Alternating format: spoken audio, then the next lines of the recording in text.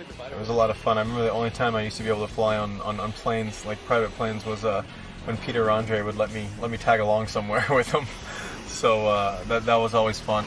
You sit up here, back there. Got a lot of food here. Awesome, thank you. The only thing I remember, we were on the plane playing cards. Where I put 2 cards down. I think we were playing high-low, if my memory serves. Good. You, if to say, let me explain this well. Basically, you bet if this car is going to be in between them. Yeah, I'll bet pot. So in the pot, it's 2 more. It's $50. I was, 19, and I was all excited, and I, took some money from him, so I was pretty excited. Son of a... So maybe 2 more? Yeah. I don't remember Pete paying me for that game of high-low. And apologies to Pete if I'm wrong, but possibly not. But he did give me a ride on his plane, which probably was like probably cost a lot more than $100 in high-low. So I can't really complain. I was the one bumming a ride. That's just awesome video of Andy Roddick and the legends like Pete Sampras.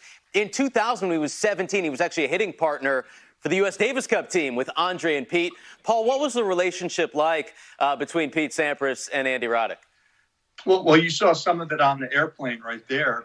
I always felt a little bit sorry for Andy coming along in an era after Sampras, Agassi, Chang, Courier, with the expectation of U.S. tennis. I mean, let's be honest, Andy Roddick had a great career, getting to number 1 in the world in 2003, winning the U.S. Open. He won over 75%, right at 75% of his tour matches.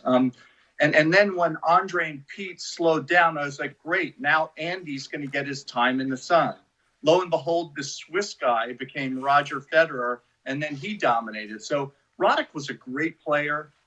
He was a tremendous ambassador for the game. He still does great philanthropic work.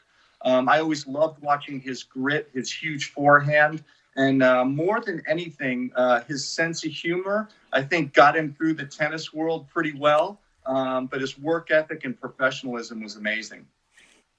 Paul, you talk about his sense of humor there, and I think that's one of the things that we as players who played around that time remember the most. I played juniors with Andy growing up. We played at the U.S. Open 1 year in doubles together, and he was just the kind of guy that, made you get excited about life. He kind of, inspired you to try harder. He gave it his all in everything. I remember some fierce ping pong matches, which he would not want to lose. He was very good at ping pong at that. And just a really vibrant personality. He was really liked in the locker room, and he gave his everything out there. It was amazing in that U.S. Open where he just came up on his 30th birthday and said, you know what, guys, this is going to be it. So he gave everybody a chance to say goodbye, but not a huge lead into that. He knew exactly what he wanted to do. I love what Prakash said about working hard. Is sometimes we see some of the generations and some of American players, and you wonder, are they giving it their all to be the best that they can be? You never worried about that with Andy. You knew that Andy was always trying his hardest. He was always trying to maximize his game. He's never wanted to lose a match from being tired or being physically just depleted at the end. I love that about Andy. The expectations were so incredibly high on him, as Paul said, coming right off the heels of Sampras and Agassi, that huge generation. And it was tough for him to try and carry that torch and then compete against the players he had to compete against. Always remember him for that Wimbledon final he lost to Roger, 16-14 in the 5th. It broke him, and you could see him on the court.